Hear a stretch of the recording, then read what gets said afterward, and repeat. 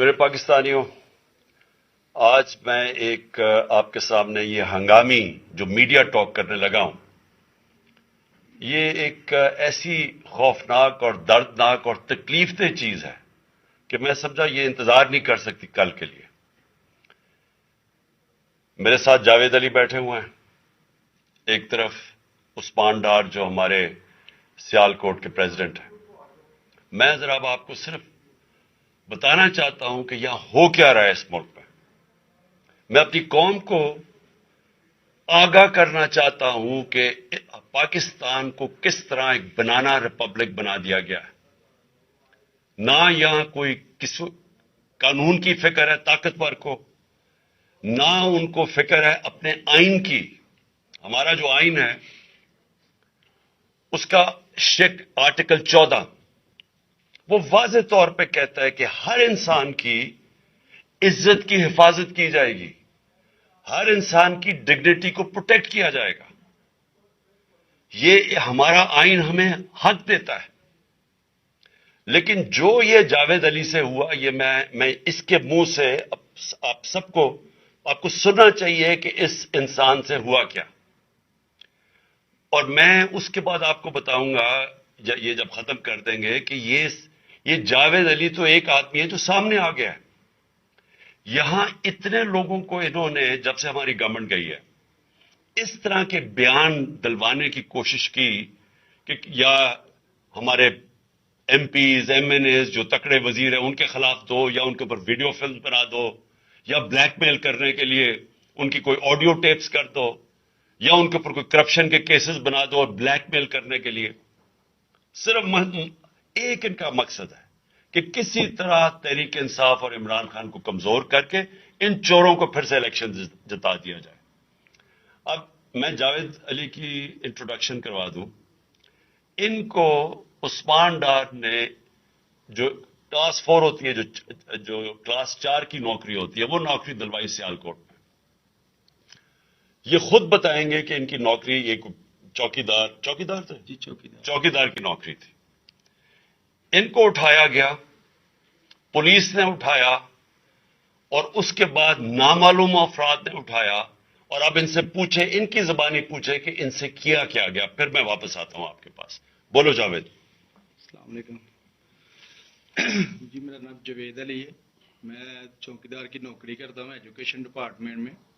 تو مجھے ادھر بلایا جاتا ہے کال کر کے کہ آپ آئیں ادھر اور آپ سیلری اپلائی کریں اور آپ کو جو ہے نا آپ کی سیلری ملے۔ میں ادھر گیا ہوں اور مجھے ادھر صبح 11 بجے سے لے کے تقریباً 3-3:30 بجے تک بٹھایا جاتا ہے۔ آپ بیٹھو، کرتے ہیں تقریباً ادھر 4 بجے کے قریب 7-8 پولیس والے آتے ہیں۔ وہ ادھر سے مجھے پہلے ہاتھ کڑی لگاتے ہیں، بعد میں میرے آنکھوں پہ اوپر شرٹ باندھتے ہیں اور اوپر چولا ڈال لیتے ہیں کہ جیسے میں کوئی دہشت گرد ہوں، ٹھیک ہے۔ ادھر سے مجھے پرائیویٹ گاڑی میں اٹھاتے ہیں اور لے جاتے ہیں نامعلوم جگہ پہ۔ ادھر جا کے میرے اوپر مارک چڑھا ہوتا ہے، آنکھیں باندھی ہوتی ہیں، تقریباً 7-8 بندے ہوتے ہیں وہ جو مجھے جاتے فرش پہ لٹا دیتے اور مارنا شروع کر دیتے ہیں کہ تم نے عثمان ڈار نے تم سے کتنے پیسے لیے نوکری دلوانے کے لیے۔ میں کہتا نہیں دیے، پھر بھی مجھے دوسری دفعہ کبھی الٹا لٹکا دیتے ہیں کہ مانو تم نے عثمان ڈار کو پیسے دیے ہیں، کانٹریکٹر سے لے کے پیسے دیے ہیں۔ جب نہیں مانتا تب بھی مجھے کبھی سیدھا لٹکا دیتے ہیں، کبھی الٹا لٹکا دیتے ہیں۔ اور بعد میں جب میرے مثلاً کہ کبھی اینٹ ادھر سے اینٹ اٹھاتے ہیں، اسے دھاگے سے اگر میرے نازک حصوں میں باندھ دیتے ہیں کہ مانو تم کانٹریکٹ سے پیسے لے کے عثمان ڈار کو دیتے ہو۔ کپڑے اتارتے ہیں، بتاؤ۔ بعد میں مجھے ننگا کرتے ہیں، کپڑے اتار کے ادھر فرش پہ بٹھا دیتے ہیں کہ مانو تم نے عثمان ڈار کو پیسے دیے ہیں۔ جب نہیں مانتا تو پھر ادھر سے کہتے ہیں کہ ایک ڈالا بھیجو، اس کی بیوی کو اٹھاؤ، اس کے بچے کو اٹھاؤ اور ادھر اس کو لا کر اس کو برہنہ کرو، اس کی ویڈیو بناؤ، فیس بک پہ ڈالو اور بلیک میل کرو۔ تب ادھر سے جا کے جب میری فیملی آئی تب میں ادھر سے ٹوٹا، ان کے آگے رویا کہ اب آپ بتائیں کہ میں نے کیا کرنا ہے۔ اس نے کہا کہ آپ 164 کے بیان دیں اور یہ کمنٹ میرے کہہ رہے ہیں کہ آپ نے یہ پیسے ٹھیکیداروں سے لے کے عثمان ڈار کو دی۔ یہ بتائیں اب کہ کوئی یہ سب چپ ہو جاتے تھے جب کوئی آتا تھا ایک آدمی؟ جب میری تو آنکھیں باندھی ہوتی تھی، ٹھیک، اس وقت جب کوئی آتا تھا ادھر، کوئی افسر آتا تھا، یہ کہتے تھے کہ بڑے صاحب آ گئے ہیں اور سب سائلنٹ ہو جاتے تھے۔ جب وہ آتا تھا سب سائلنٹ تھا، اب ٹھیک ہے لگے رہو، کرتے جاؤ، لگے رہو، یہ بات. میں اب آپ کے سامنے یہ جو جاوید علی نے بات رکھی، یہ ہر طرح ہم کنفرم کر سکتے ہیں. قرآن کے اوپر ہاتھ رکھنے کے لیے میرے سامنے تیار تھے. یہ عثمان ڈار کو پھنسانے کے لیے، اس کو کرپشن کیسز میں لانے کے لیے، یہ ساری چیز، یہ جو اس سے 164 کا بیان دلوایا گیا، اور پھر بیوی بچوں کو ساتھ والے کمرے میں لا کے ان کو کہا کہ اس کو ننگا کریں گے. یہ سیدھی بات بتائے، بیوی کو کہا کہ اس کو ننگا کر کے اس کی تصویریں بنائیں گے اور پھر فیس بک پہ چلائیں گے. میں آج اپنی بڑے رسپیکٹ سے، میں اپنی عدلیہ سے، میں اپنے چیف جسٹس صاحب سے کہنا چاہتا ہوں کہ دیکھیں، میں اب سے نہیں، جب سے ہماری حکومت گئی ہے، میں تب سے کہتا رہا ہوں کہ ہمارے بنیادی حقوق کی حفاظت کون کرے گا. شہباز گل کو اٹھایا، اس کو ٹارچر کیا گیا، اس کو ننگا کیا گیا، اس کو لٹکایا گیا اوپر، اس کو مارا گیا. اس سے بیان دلوا رہے تھے کہ عمران خان کے خلاف سٹیٹمنٹ دو، جو اس کو کہہ رہے تھے عثمان ڈار کے خلاف سٹیٹمنٹ دو. اس کو میں تب بھی، میں نے صرف ایک میرے منہ سے نکل گئی اور اس سے میں نکل گئی کہ ہم جس جج نے ان کو ریمانڈ دلوایا تھا واپس، شہباز گل کو واپس جیل میں، جب وہ ٹارچر ہوا تھا، تو میں نے کہا قانونی کارروائی کریں گے. میرے اوپر کنٹیمپٹ نوٹس کیا گیا، لیکن کوئی کسی نے ایک کسٹوڈیل ٹارچر ساری دنیا کے اندر منع ہے. کسٹوڈیل ٹارچر کے اوپر کچھ نہیں ہوا.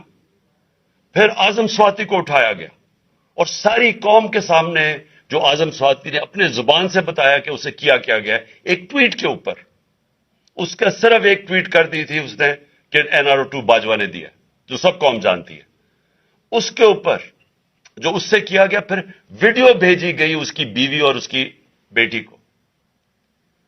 ایسی چیزیں اس ملک کی تاریخ میں کبھی نہیں ہوئی، یا میں تو نہیں کبھی سنی تھی ایسی چیزیں. شاید دہشت گردوں سے ہوتی ہوں، شاید کوئی باہر کے جاسوسوں سے ہوتی ہو، غداروں سے، لیکن اپنے شہریوں کو اس طرح کرنا اس ملک کی تاریخ میں کبھی نہیں ہوا. میں نے، جب مجھے گولیاں لگی، میں نے تب چیف جسٹس صاحب کو پہلے مخاطب ہوا. میں نے کہا دیکھیں، جنہوں نے مجھے یہ قتل کرنے کی کوشش کیا وہ سارے اقتدار میں بیٹھے ہوئے ہیں. اس میں یہ جو ایک آدمی ڈرٹی ہیری جب سے جنرل باجوہ لے کے آیا یہاں، تب سے یہ تشدد شروع ہوا ہے. شہباز گل کا، اعظم سواتی کا، مجھے گولیاں لگی. یہ جو داستان آپ سن رہے ہیں، سوشل میڈیا کے بچوں سے پوچھیں، جب سے یہ آدمی آئے ان سے اٹھ کے کیا ہوا. ان کو کم بند کمروں میں کپڑے اتارے گئے، ذلیل کیا گیا. ایک ماں باپ نے مجھے کال کی، انہوں نے کہا ابھی تک ان کا بیٹا نارمل نہیں ہوا. اس سے اوپر اتنا تشدد کیا کہ وہ ابھی تک نارمل نہیں ہوا. اور میں ان کو کہا، جس طرح اس کو جاوید کو کہا میں نے، سامنے آؤ. سب ڈرتے ہیں، نامعلوم افراد سے سب ڈرتے ہیں، اور کوئی کسی قسم کی پروٹیکشن کسی کو نہیں ہے، کیونکہ یہ قانون کے اوپر ہے، یہ جو مرضی کر لے، کوئی ان کو بچانے والا نہیں ہے. کوئی جاوید جیسے انسانوں کو جب یہ کرتے ہیں، اس کو پھر دھمکیاں دی گئی کہ تم نے یہ بتانا کسی کو نہیں ہے، تو ہم یہ کر دیں گے، ہم تمہیں یہ مروا دیں گے. تو یہ اس ملک کی، ہمارے پاس تو ایک ہی راستہ ہے، اور مجھے پتا ہے کہ عدلیہ کے اوپر پورا اٹیک ہے، یہ مافیا کا. یہ پولیٹیشین نہیں ہے، یہ مافیا ہے جو ٹیپیں بناتا ہے ججز کی، جو ہر قسم کی بلیک میل کرتا ہے. انٹیریئر منسٹر ٹیپ چلا رہا ہے کسی کی، یہ بالکل غیر قانونی چیز ہے. وہ جج کی ٹیپ چلا رہا ہے، وہ اس کی مریم وہ ٹیپ چلا رہی ہے کسی ارشد ملک جج کی، کبھی ثاقب نثار کی ٹیپ چل رہی ہے. یہ کسی مہذب معاشرے میں یہ چیزیں نہیں ہوتی. یہ کنٹرول کے لیے، عدلیہ کو کنٹرول کے لیے صرف یہ سارے حربے استعمال کیے جا رہے ہیں. میں آج اس پلیٹ فارم سے اپنے چیف جسٹس اور اپنی ہائر جوڈیشری کو، امید تو صرف آپ سے رہ گئی ہے. اس وقت جو جس طرح کا ظلم کیا جا رہا ہے، یہ نامعلوم افراد جو کر رہے ہیں اس ملک کے ساتھ، اور خاص طور پہ جو ڈرٹی ہیریا ہے، میری ساری انہوں نے یہ کیسے ہو سکتا ہے کہ میری جو ساری جے آئی ٹی کی رپورٹ تھی جو انہوں نے فورینسک ایویڈنس جمع کی ہوئی تھی وہ ساری ختم کر دی ہے.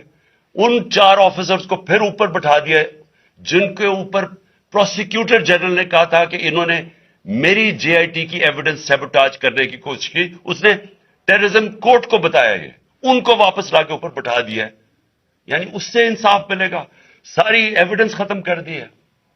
تو ہمیں کدھر جائیں گے آپ؟ میری ریکویسٹ ہے چیف جسٹس صاحب, یہ جاوید علی کی اس کے اوپر سوٹ موٹو ایکشن لیں, پتہ چلائیں کہ یہ کون لوگ ہیں. اور اوپر سے اس نے نامعلوم افراد نے اس نے سنا کہتے ہوئے کہ پولیس کے اوپر سارا الزام لگانا, پولیس کو پنچنگ بیگ بنانا اور کچھ نہ کہنا, نہیں تو اب تمہیں یہ کر دیں گے, مار دیں گے. دیکھیں جی وقت آ گیا ہے. میں اپنی جوڈیشری سے یہ کہنا چاہتا ہوں کہ یہ جو بھی آپ کا سب سے بڑی جوڈیشری کی سب سے بڑی ذمہ داری ہمارے بنیادی حقوق کی حفاظت کرنا ہے. یہاں جس طرح یہ رجیم چینج کے بعد جس طرح بنیادی حقوق ختم کیے گئے ہیں, لوگوں کو لاوارث چھوڑ دیا ہے, سمجھ نہیں ہے لوگ جائیں کدھر انصاف کے لیے. ہم نے ایک پرامن احتجاج جیل بھرو تحریک شروع کی. جو لوگوں کو اٹھا کے لے کے جا رہے ہیں ان کو کپڑے نہیں دے رہے ہیں, ان کو دور دور لے گئے ہیں, کسی کو اٹک ڈرانے دھمکانے سے خوف پھیلا رہے ہیں. ایک طرف ایک پرامن احتجاج تاکہ ملک میں نقصان نہ پہنچے. اب ہماری قوم آگے مشکل میں ہے, مہنگائی میں ڈوب گئی. کبھی پاکستان کی تاریخ میں 41% مہنگائی انفلیشن نہیں ہوئی. چھوڑ کے گئے تھے 12% تھی, آج 41% ہے. ہم اس کے احتجاج کریں کہ چور اوپر بٹھا دیے, این آر او مل گیا ہے, پکڑ کے یہ حالات ہوتا ہے. سب کو ڈرانا دھمکانا, جرنلسٹ کو, صحافیوں کو, ٹی وی چینلز کو. تو میں صرف چیف جسٹس صاحب اور آپ اپنے سپریم کورٹ سے آج خاص درخواست کرتا ہوں کہ یہ جاوید علی کی کہانی سنیں, پوچھیں کون ذمہ دار ہے, کہیں تو لائن ڈرا کریں کہ اب ان کو خوف تو ہو کہ کوئی کھڑا ہے ان کے لیے, عوام کے لیے, عوام کے ساتھ کھڑا ہے. کوئی تو ایکشن لیں تاکہ عوام کو کوئی حوصلہ ہو کہ ہماری عدلیہ ہمیں بچائے گی. کون بچائے گا جاوید؟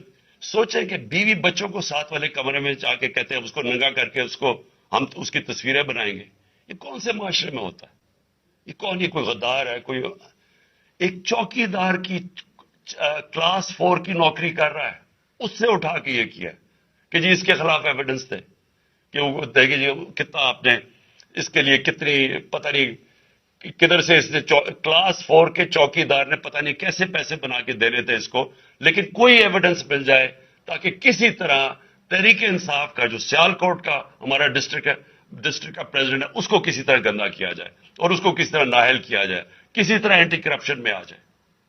اور یہ ہے پنجاب کی جو انہوں نے کیئر ٹیکر گورنمنٹ, یہ جو ایک بددیانت دار ایک میں اس کا نام مجھے سمجھ نہیں آتا کہ ایسا گھٹیا چیف الیکشن کمیشن اس ملک کی تاریخ میں نہیں آیا کہ شرم نہیں آئی کہ نیوٹرل کیئر ٹیکر یہ حرکتیں کرتا ہے. یہ نیوٹرل کیئر ٹیکر کے نیچے ہو رہا ہے.